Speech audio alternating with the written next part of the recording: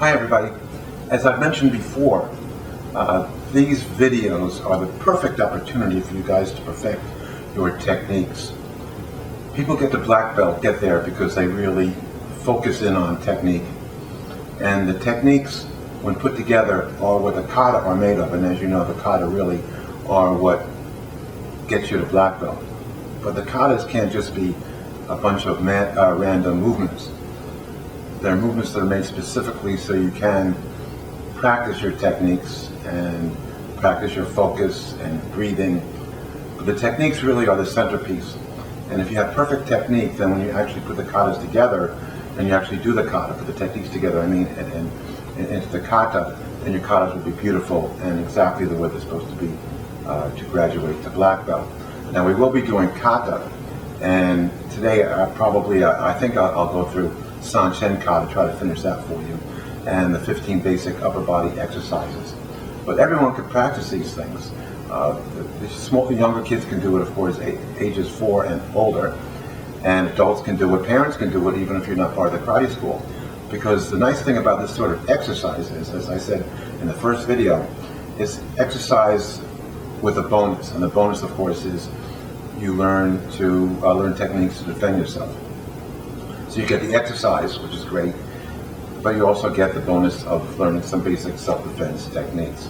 So let's begin warming up. I like warming up first because if you get nice and loose, it makes the rest of the tape easier to follow. But also, don't forget that the basic warm-up techniques are self-defense techniques. So by doing them over and over again, you get perfect technique and more power and more strength. Okay, so let's start first with side slaps, which of course are not self-defense, but they're a good warm-up. So let's do a couple of those. Ni, san, shi, go, good. Okay, so the first self-defense warm-up technique will be elbow strike to the front. Do it with me. We won't ki-ai. Just do the technique as best you can and follow me. Ready? Ich.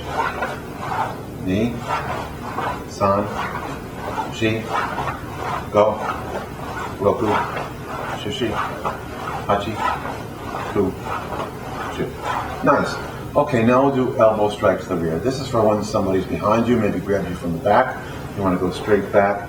Try to get back as far as you can, because that's not only good for the self-defense aspect of this, but it's also good for making sure you can penetrate your target. Ready? Ish. Ni, san, shi, go, roku, shishi, hachi, ku, shu. Nice. Okay. Let's do roundhouse elbow strike. This is a hard one to get. We do only one side at a time, but it's very, very important for kata. You'll see it a few times in kata, and also excellent for loosening up as well as self-defense. So to do this one, you make your left hand into a shuto and you put it right in the middle of your chest. Don't put it out here, out to the side, right about in the middle. I say, about where your solar plexus is. Maybe that level would work.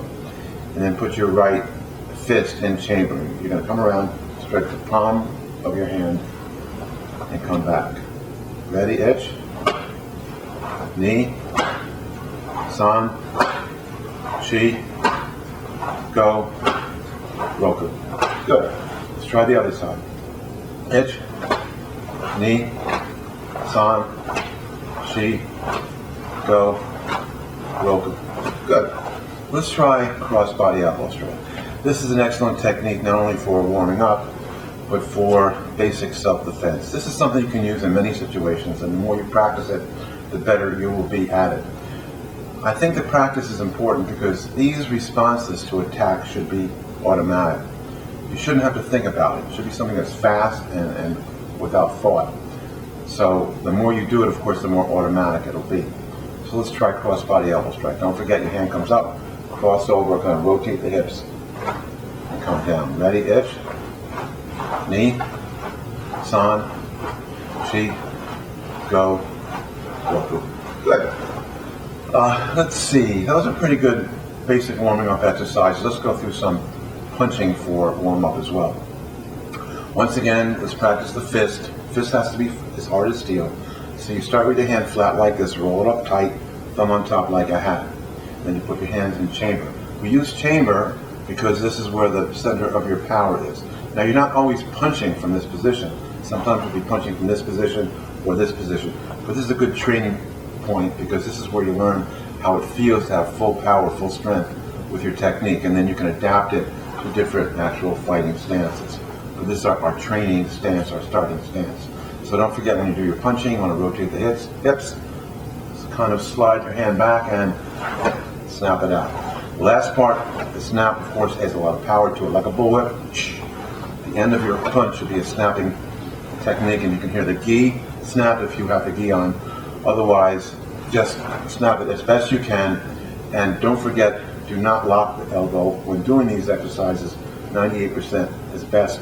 That way you won't hurt your elbow over time. Ready? Edge, knee, san, chi, go, roku, shushi, hachi, ku, ju. Okay. You can do those on your own. I like doing 10, but of course we have the restraint of time, so we want to keep everything down to a reasonable amount of time. When you practice this, you don't have to practice in front of the videotape. You don't have to have my video in front of your face to do it. You can do it anytime. Maybe after you take a shower in the morning, do a few of these to warm up and to perfect your technique. Let's work on some of the other techniques that we should work with. Let's see, I think it might be actually good at this point to go over a few basic things, kind of break up the monotony of the warming up exercises. So before we do blocks, let's quickly go over some other hand techniques. Now, the nice thing about karate is you have many, many weapons. The funny thing about karate, as I mentioned before, is it says empty hand. Karate means empty hand. And that's the ruse, that's the funny part of it, because you go like this, see? My hands are empty, I'm peaceful, don't want to fight, I've got no weapons. But in reality, of course, we've got many weapons. So let's really quickly go over some of the basic weapons we have.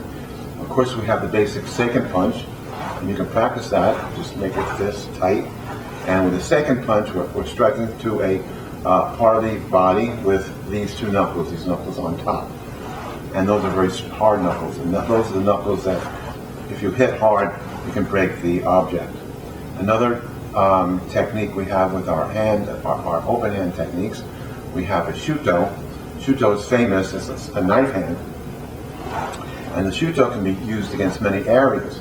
You can do shuto against the neck from this area. You can do shuto into the neck from the front.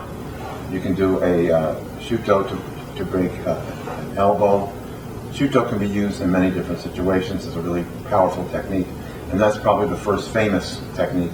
In the old days, before karate became well known in this country, they called it a judo chop. And it wasn't really a judo chop because judo didn't have chops, but they didn't have the word karate in those days so prevalent as it is today, so they called it a judo chop. So there's two ways of doing this. When you start, your hand should be up in this position, elbow back. And one way is you come around this way, aiming for the side of the neck. Another way is to come straight down, kind of like the angle of the gi. So with this, you want to really snap. It's going to break the neck this way, or coming down, you should snap as well. That's the shuto. Another technique, which is an open hand technique with the fingers, is a nukite. Nukite means a knife hand where you're coming straight in, and the tips of the fingers penetrate the target. So it comes in from chamber, bang, just like that. So that is nukite. Again, shuto, nukite. Another very favorite technique, of course, is palm heel. Palm heel is good because you can strike very hard areas with the palm heel, because when you bend your fingers back, this becomes very hard. And if you strike in maybe to the nose, to the teeth, to the chest, it's a very powerful technique, and you won't injure yourself using it. So palm heel comes again from here, straight in. Good. One of the techniques that we use in the uppers is uppercut. So instead of doing a second punch, uppercut comes from here. We'll do that when we go over the 15 basic uppers coming in this direction. So what's happening is the regular punch, we're coming in here with the uppercut, we're coming in and rotating the fist, and we're hitting at this upward angle, aiming for probably the soft palate under the chin. So that's the uppercut. Oh, we have many other techniques. Let's see, we have like a one knuckle technique where you're striking with one knuckle. That's with a corkscrew punch. You can do it, use it straight in. You can do wrist strikes. One of the best techniques, of course, is an open hand technique. It doesn't look like it's too dangerous, but if you strike somebody in the back of the hand, palm of the hand, it can be devastating, especially if you hit the ears. It'll make it difficult for the person to recover from that sort of shot. So those are basic hand techniques. There are many more, of course. We have other parts of the hand we can use. We have forearm for striking. We have elbow, which you know pretty well for striking. Those are all great techniques. You have wrist strikes, which are powerful. There are a lot more that you can do and know about. Just realize that it's not just a seiken punch when you're doing Isshinryu karate. There are many other techniques as well. Let's very quickly, as long as we're going over the basic stuff you need to know for black belt, the different stances. Now, in karate, especially Isshinryu, there are different stances for different situations. I call this one's called hikodashi, or parallel stance. It's a neutral stance. I like this stance because it's not really a fighting stance. You never want the attacker to know that you know something. So if you get into a very deep stance or a very obvious karate stance, that telegraphs to the person that you know martial art, and they'll be wary and aware that you know something, and they'll fight differently. You won't be able to take them by surprise if they know that you're in martial arts. The next one is our basic stance in Isshinryu. It's called Seisan stance, or 1 foot forward stance. We do that by stepping in. Our feet are about shoulder width apart. The front foot, toes should be in. The rear foot, feet straight ahead, so it looks like this. The heel of your front foot should be lined up with the toes of your rear foot. Tuck your hips in and sit down. This is the basic Seisan stance. Good stance because it's a very good fighting stance. You can fight in all different directions, yet it's not obviously a stance. You can stand this way pretty much and be safe. Most people will not understand that you're in a fighting stance in this position. It's also strong in all directions. Moderately strong, but strong. So you're balanced, well balanced forward, back, and side to side. The next popular stance is called cat stance, Niko Ashidashi, and this is a kicking stance. So you put 98% of your weight on your rear foot and the 2% on your front foot. You keep your heel off the floor, and this, of course, is for kicking. Since most of your weight is on the rear foot, this leaves this leg for doing your kicks. So that's a good stance. Another stance that we have in Isshinryu is Naihanchi stance, which is the pigeon toe stance, also known as horse stance. So you get kind of in a wider hikodashi, where you turn your toes in, kind of sit down. And this is a good stance for moving side to side. And the kata that we do, which we'll be doing sooner or later, Naihanchi kata, is moving side to side. Everything is moving side to side. And you can see with this stance and with this kata, you're going to know how to move efficiently side to side. So that's very, very important. Another stance that we use is called Seiguchin stance, and we have a kata for that. And maybe we'll do a bit of that today if I have enough time. Seiguchin stance is you're standing in hikodashi, now your toes come out at this angle. And you keep your back straight and you sit down like you're riding a horse, sitting on the back of a horse. The best way to make sure that you're down far enough is take your fingertips and sit down far enough that your fingertips actually hit the top of your kneecap. That's about as far down as you want to go. Don't go down further. Go down too far, then you go past the deflection, and that's actually weaker. This is a good stance for building up the quadriceps, and it's a very powerful stance side to side. So fighting to the side is great. Very weak to the front. So if you're fighting somebody on the side, this is the stance you want to be in. If you're fighting somebody from the front, you do not want to be in that stance. Another popular stance, which we don't do so much in Isshinryu, is called Senkusudashi, or front leading stance. So one foot is well back and the other foot is forward, and you kind of bend the front knee forward. So it's like perpendicular to the floor. Good kicking stance, very strong front to back, not so strong side to side. It's a very good kicking stance because your foot's back there already. The problem with getting in this stance in a battle, they know something's up, so they know you're about to kick. Not a good stance for being sneaky about your martial arts skills. Okay, so that's how the stances are. If you want to perfect them, review the tape. You can watch it over and over again. Practice these. These are all the stances you'll need to perfect for your kata. And one thing we look for when we see someone doing a kata, especially being taped, especially being tested for a promotion as we make sure the stances are done exactly right. Let's go through some blocks. Again, we have blocks which are good for warming up, but also important for self-defense. First one, of course, is Jodan Uki, or rising block. Do it slowly. We've done it a few times, but this time I'll do it slowly to make sure that we perfect the basics of the technique. So Jodan Uki, you want to slide your hand in front and go straight up. You notice my hand is well on the side of my head, so my arm is doing the blocking. We're blocking with the muscle and straight up. And then knee, do a pre-block. We'll do it slowly here, and then you can do it much more quickly as you get better and better at it. Maybe we'll play with that a little bit in a little while.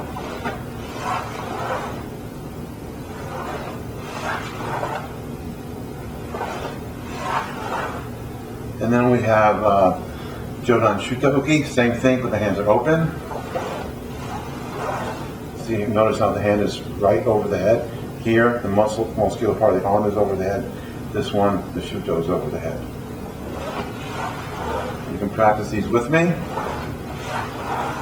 Try to copy me. If you have a friend, relative, brother or sister, or parent, they can watch you do this, and then watch me and make sure you're copying me. Sometimes it's good to have a partner to help you perfect the technique. Once you have the technique perfect, it's much easier to block efficiently. You must perfect the technique to make the block efficient. Next is Chudan, or middle. We start low again, as we practiced in the past. You want to rotate around, just like this. Start low, come around, like you're scooping ice cream. Your wrist should be about shoulder level, elbow down and in, shoulder down. Hand not too close to the body, right angle is good. Right angle right about here. Knee. San. Do a pre-blocked. Shi. Go. And Chudan Shutauki. Itch. Same thing, but now we're blocking with this. Knee. San, going slowly so you can see. Shi. Go. Good. And finally Gidan, which is the low block. Start high. Hitch. Notice the hip movement. Knee. San. Shi. Go. And then Gidan Shutauki. Hitch. Knee. San. Shi. Go. Okay, so that's the basic stuff, the warming up exercises you should do all the time. I may do them at the beginning of every tape, I may not. Depends on how bored I get with the repetition. Sometimes it's good to see it over and over again. It does reinforce the importance of these things in your training. So you've done it for many years perhaps, but this will give you the opportunity, as I said before, to perfect these techniques, because these are really the basis of your kata, basis of the powerful self-defense system known as Isshinryu Karate. Okay, now let's do something a little bit more relaxed and fun. In some of the kata we have what's called a rising X block. And this one we do practice a lot. You kind of cross your hands in front, we'll do an open hand, and shoot straight up over your head. So it looks like this. Now the mistakes people make with this block are some people go like this. Of course then if you do that you're neglecting the middle part of your body. So you want to kind of sweep up from the middle all the way up. This protects the middle part of your body, higher and higher, and then also protects you against somebody coming in with an attack from over the top of the head. So it looks like this. So let's do a race to see who does it the fastest, okay? It'll be you versus me. Okay, so here we go. Let's do the rising X block. Cross over, I'll do it slowly again. Slowly again. Okay, let's do it fast. Ready? I'll go 1, 2, 3, go. See if you can beat me. I know you can. Ready? 1, 2, 3, go. See? You. Ah! That was easy. Let's try it again. Ready? 1, 2, 3, go.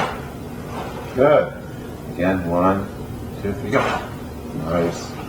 1, 2, 3, go. Good. Okay. So that's something you can practice. It's fun. Now, if you have a friend with you, a sibling, as I've mentioned, parent, You can practice this with them, have a race with them, see who's the fastest.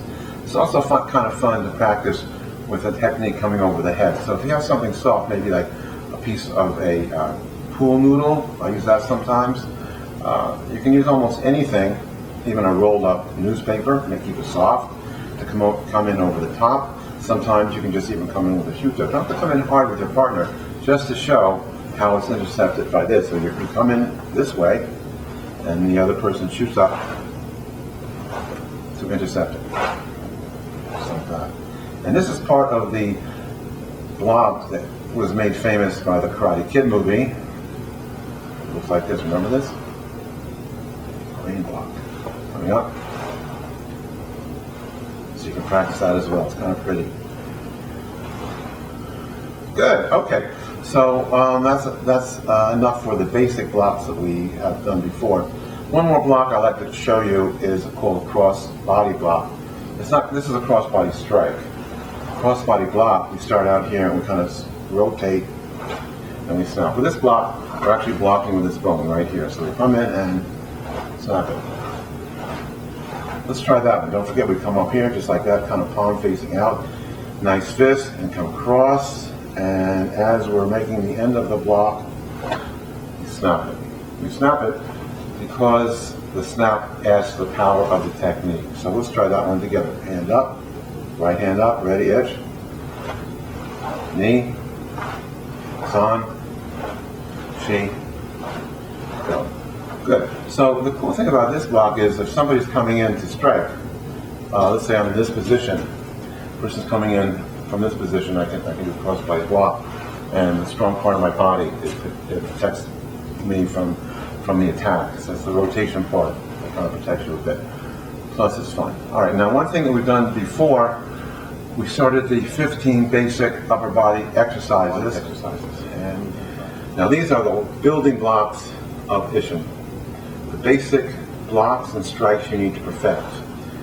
Because of the organization of the 15 basic uppers, it forces you to practice them over and over in a logical way, and it's easy to repeat because you memorize the sequence of the 15 basic uppers.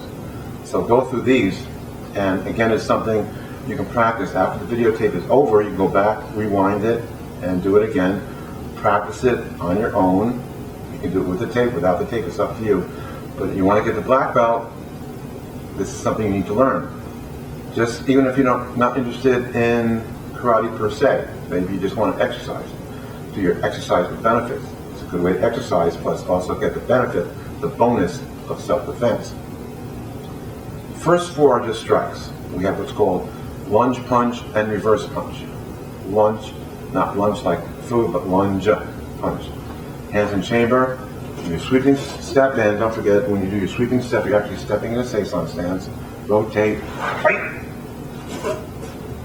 Fight. That's number one, lunge punch. Let's try that again. Hands in chamber, sweeping step in, fight. Fight. Good. Lunge, uppercut. We've done that before, and we've practiced it without the steps. Once again, you step in, and now we're coming from this direction, rotating the hips, coming in, and when the uppercut. Right. Right. Again. Lunge, uppercut. Lunge just means we're punching off the forward foot. Right. Right. Now the lunge punches are like jabs in boxing. They're not for power so much, more for speed. 3 and 4 are the reverse, and that means we'll be doing reverse off the rear foot. So, off the reverse foot. Now we step in with the left foot instead of the right. So step in with the left foot, punching off the rear foot. Right. Right. Again, don't forget the ki. Right.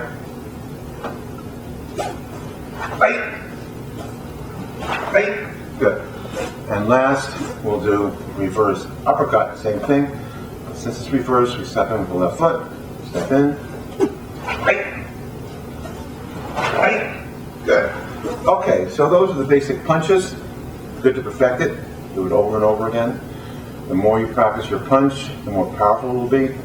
And with martial arts training, you're training how to make a confrontation or a battle or a fight as short as possible. The shorter the duration of the battle, the safer you are. So you try to do it.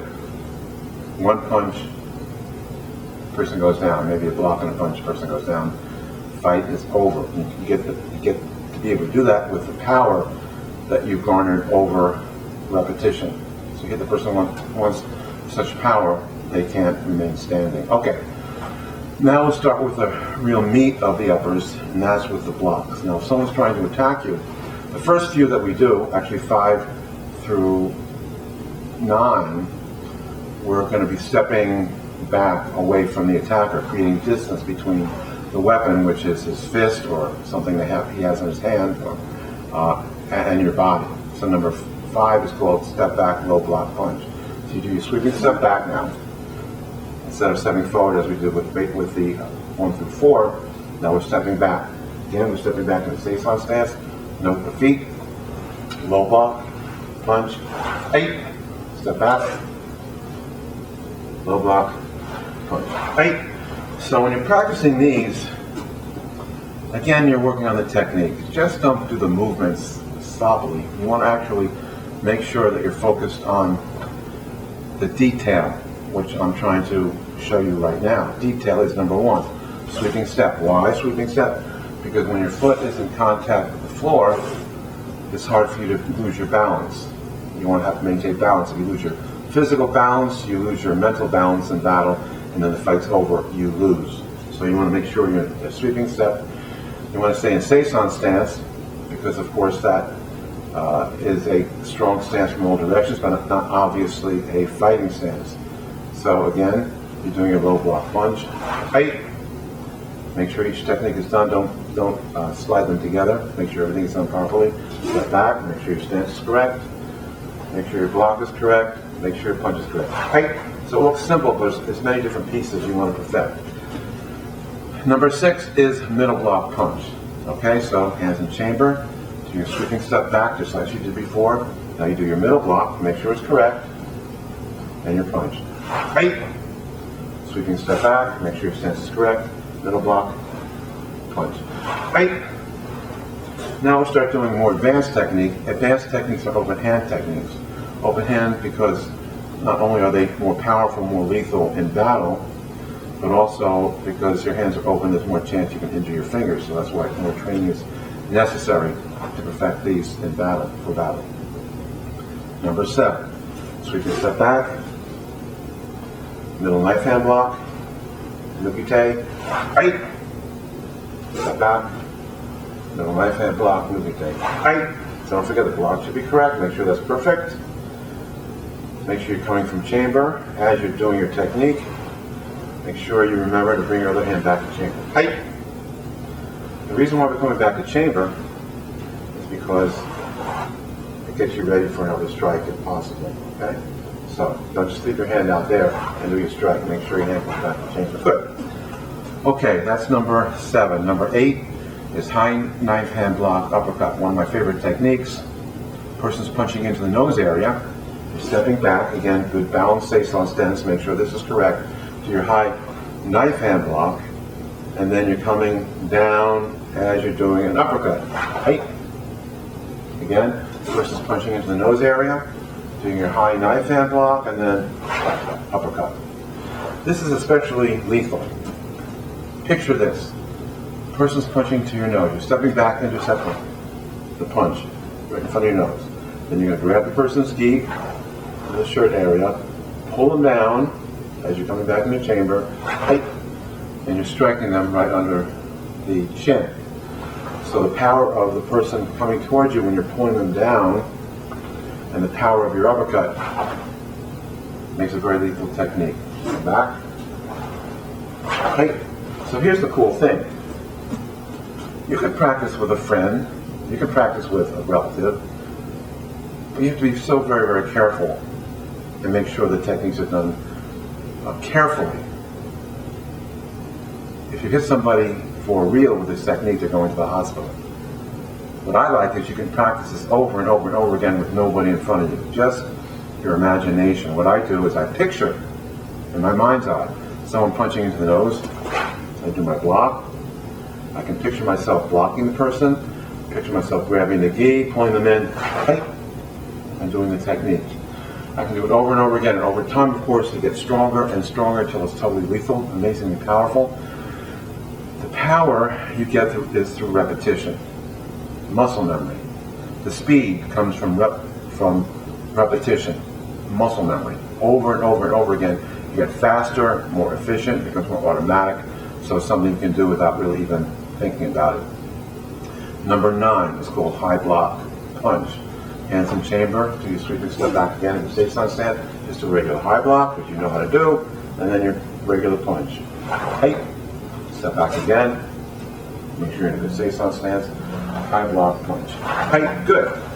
Now we will add something to it, making it a 2-strike technique. So it's called number 10, high block, break nose, punch. So picture a person coming in to strike you in the face. You do your step back. Do your high block. Now, instead of stopping here, you kind of sweep around after you've done the block. You're going to back fist into the nose. Now, back fist I haven't really shown you. It's one of the techniques that we do in Isshinryu where we're striking with these 2 knuckles. And you snap it. So what happens is you're rotating the hand, snapping the back fist into the person's nose. So you blocked. Back fist into the nose, and you do the coup de grace, final strike. Right.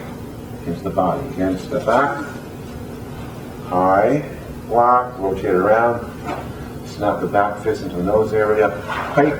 So you can do this over and over again without anybody in front of you. Once again, picture. I always picture a mirror image of myself.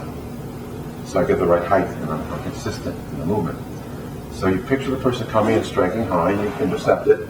You don't just stop here. You swing around after you've done the block, back fist into the nose, height. And you do the strike again. Height, good. Okay, now we have 11 through 15. Once you get through 10, 11 and 12 actually are like I call vacation, very easy to do. But now we start stepping forward. When you step forward on an attack, it's much more advanced. Because when you step forward on an attack, that means you're actually moving closer to the attack, to the weapon, which means you have to make sure you're fast enough to intercept it before it actually hits you. Have that perfect timing and perfect body alignment. Make sure you're at a good angle. So number 11 is called low block 5 punches. So you do your sweeping step in this time. You're going to see sun stance. Do your low block and now 5 punches. Right. I'm going to do all 5 to the same area, striking the sternum. Step in. Right. So what's happening is when you hit the person once, it hurts. You can do 5 times to the same area. It's devastating. It definitely will destroy whatever you're striking. Make sure you're doing the strikes from chamber. I see them from all over the place. In reality, maybe in a battle, you won't have to be down the chamber to do your strikes, but this is good for building up the muscle strength for the punches. Even if you do them from here, if you get the strength from here, you've got that, and you can apply that to doing your strikes from different areas and angles. Now, number 12, the same thing with middle block. Step in, middle block, same middle block, and 5 punches. Height. Height. You can do that a few times. It's easy to do, easy to practice. You can count to 5, you're set. Again, you're here, step in, middle block, 5 punches. Height. Height. Okay, so that's 11 and 12. We have 13, 14, 15 to go through. But I want to say a little something now, because I know we've got some younger kids out there, and sometimes the parents feel that kids can't learn this, young kids. They may not get it as perfectly as an adult, but believe it or not, they'll do it really, really well, especially if they practice it carefully. And the cool thing is, if they start learning these things at age 4, 5, and 6, by the time they're 9, 10, or 11, they are totally lethal, competent. They have muscle memory that nobody can get unless they start at that young age. The martial arts training becomes part of their very being. I've trained some people from the age of 4, and a lot of them are in college now or past college. A lot of them are female. They don't even know what they have. they're so basically physically self-confident because they had this their whole lives. It precludes most attacks, I think all attacks, because people usually look for victims when they want to attack. And these people do not look around and act like victims. The bar is there, the self-confidence is there, and it's become such an intrinsic part of their nature, their being, that if they do get attacked, they do things automatically. Now, if you do 4, 5, and 6 as the beginning of your training, it's amazing how incredible these martial artists get to be. Even if they stop, when they're black belt. If you start young enough, you've got that stuff that becomes part of you. And it's something that will really kind of make you feel safe, but the confidence level for people who are this well trained is amazing. They have no fear. They have no physical fear. They don't walk around always looking behind them wondering who's following them. If they know they're trained well enough, they can do a really good job defending themselves. And the funny thing is that most people I've trained to black belts, especially if they started very young, is they never get attacked. Once again, why? Because just like in the animal kingdom, the lion and the tiger, they look for the victims, they look for the weak. They attack the weak. So just keep in mind that if you're not a victim, the predator will not try to attack you, to look for somebody weaker to go against. So you kids out there who are younger, practice these things, and may not get it as perfectly at this point as you would if you were 10, 11, or 12 doing these things, but you'll get really, really good. And in a couple of years, you'll be amazing at it. But start now. Have your parents help you. Okay, that was 11, 12. 13 is a really fun technique, and it's hard to learn. This is the one everyone has most trouble with. It's called Shudo Strike. Shudo Block, Shudo Strike. So this one, you're coming in with your left foot forward. You can do a Shudo Block by taking your left hand and doing a Shudo right into the middle area. I picture it against somebody attacking with a knife, perhaps, into the middle area. And you take your other hand out here for the Shudo Strike, and right. So what's happening is you're stepping in, you're blocking, and then striking. Right. You're stepping in again, Shudo Block, Shudo Strike. Right. It's hard because you're working with two sides of the body. In reality, probably it'll be more like this. We don't practice that way because it's too hard to learn. We do it step by step. So again, step in with the left foot, Shudo Block, Shudo Strike. Height, step in, block, strike. Height. Okay. So do that a few times. Have somebody help you. It's hard to learn it because you're using both sides of your body, and the coordination is difficult. Now number 14 is a really interesting technique. It's called Oizu Goizu. That's Okinawan. I'm not sure exactly what the translation is, but in any case, it's palm heel deflection and 2 inverted roundhouse punches.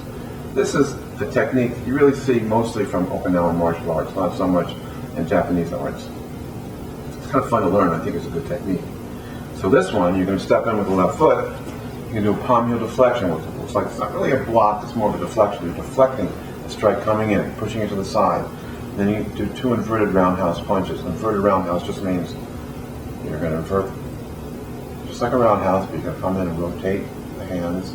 This hand goes behind you in a fist. Right? So what's happening is you're kind of doing this technique. One hand striking, the other hand is behind to get like a fulcrum type of motion. Right? Step in with the right foot, palm heel, and just goes behind. Right? Do it again.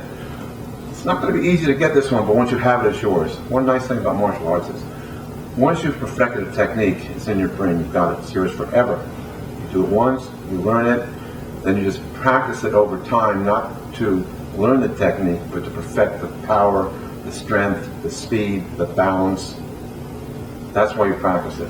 But the hard part, of course, is getting it as part of your repertoire. So sometimes you have to work hard at that, but once you have it, it's great, it's yours, you got it. And then you can use that towards your black belt test. So once again, step in with the left foot, palm heel deflection, as this fist goes behind me, and then 2 inverted roundhouse punches.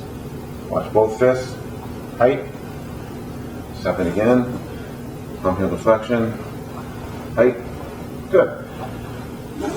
That's number 14, and it's a really great technique and kind of fun to learn. Number 15 is called bear hug break. Now, bear hug break, of course, is when someone grabs you from behind in a bear hug and you want to get the heck out. Somebody grabs you from behind in a bear hug, unless they are your girlfriend, boyfriend, or parent, probably not a good thing. So the first thing you do is you step back in the cat stance. Now, the front foot is where you do the high block, or kind of middle block, and the other hand goes in the chamber. And then you step back. So you're doing like an elbow strike, elbow strike. So once again, you're here, step back, and step back. So this hand goes back. And the strongest part of the technique, which you really can't see, is actually the hip movement. So basically, as you're doing the technique, the hip goes in and breaks up the center of gravity of the person who's grabbing you. We'll do a bunkai for that so you can see it more graphically. Just get the basic outline of the technique and you'll be able to really kind of perfect it over time. Okay, well, we spent a lot of time on this. Let's do a little bit of the one kata that we started before called Sanchin Kata. Now, as I said before, there's a lot of stuff to learn. There's so much to learn, but it's fun to learn. As I said, once you learn it, it's yours. It becomes part of your repertoire. And it's all exercise, which is good for you physically. And finally, this goes, of course, towards your training for your black belt. Everyone's goal should be black belt. Once you're a Shodan, first degree black belt, it's a permanent designation, and you never lose your black belt. If you're a brown belt and you quit for a while, you come back, you probably will not stay a brown belt. You have to go back to your training, go back maybe a couple of belts. But once you get to be black belt, that's yours permanently, and it's something you can be proud of. Sanchin Kata. Sanchin Kata is, I think, is probably thousands of years old. It comes from China. I think the Shaolin monasteries are where it really became refined. And it's not really a fighting kata, it's more for physical fitness, for breathing, strength, focus, balance. And it's really a way to teach your body how to work synergistically. So all your muscles and your organs, your lungs, everything are working together. So let's start with Sanchin Kata. We start in this position, put your hands in chamber. Now Sanchin stance, you do your sweeping step in. Instead of being seisan, you kind of rotate the toe in, and that's the Sanchin stance. So instead of being this way as in seisan stance, you're here. Okay? So this one we step in first with the right foot, get into the stance, come in, cross over. Now, as we said in the previous tapes, breathing in martial arts is very important. I call it Zen breathing. You should learn how to breathe properly, and listening to the breath, audible breath coming out, shows the sensei that you are breathing properly. And this is very important because most people, when they get into a fight, or if they get really, really nervous, or they get scared, they stop breathing, or they're not breathing properly. So this trains you to breathe, keep breathing through any type of situation.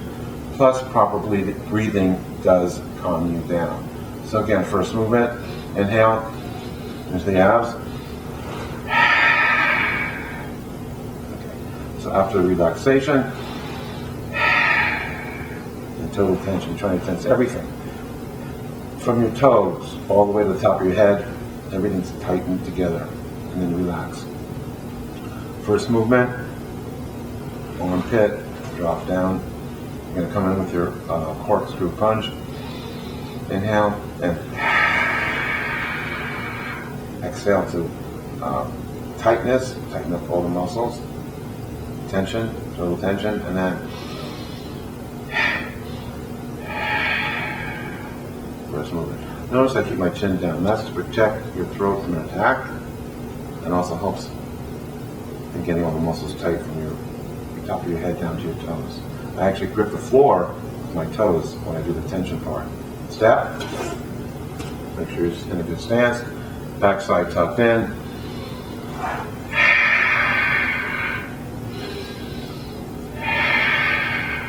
Make sure once again that you're breathing in through your nose, into the abs, and from the bottom up. Don't use your chest for your breathing. Step again into Sanchin. You can do extra breaths, always helps. Again, practice that breathing, and then inhale. Corkscrew punch as this is rotating. Again. That's all the stepping we're going to do. Then we do the right hand, same thing.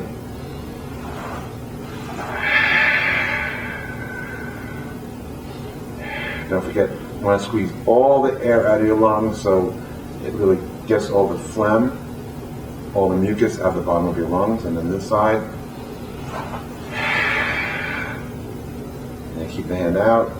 And that's the end of that sequence, and you cross over. Okay, next part is a really cool part. You're coming up, coming down, and you're coming in. Actually, with your hands open, I call it grab and tear. So you're grabbing the person right above the belt, grabbing the skin, and tear. Again.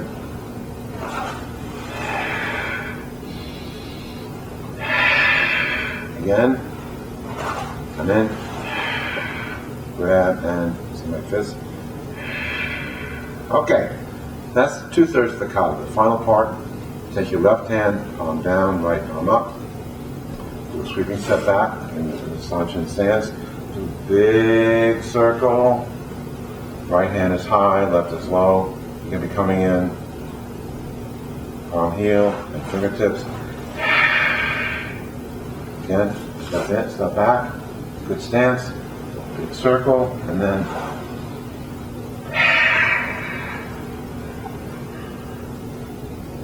you do the wind down, breathe down, 3 circles, 3 breaths.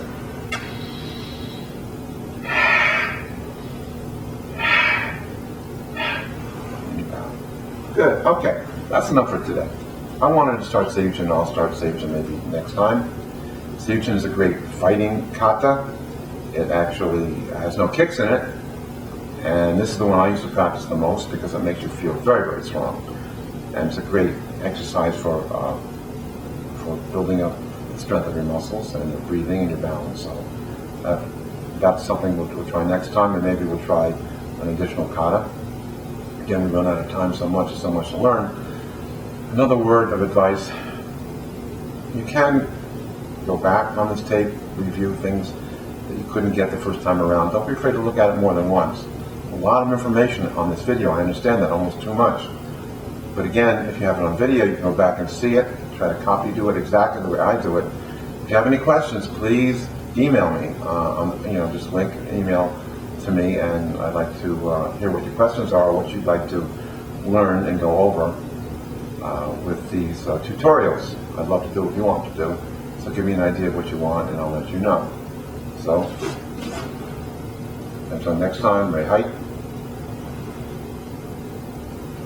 Thank you.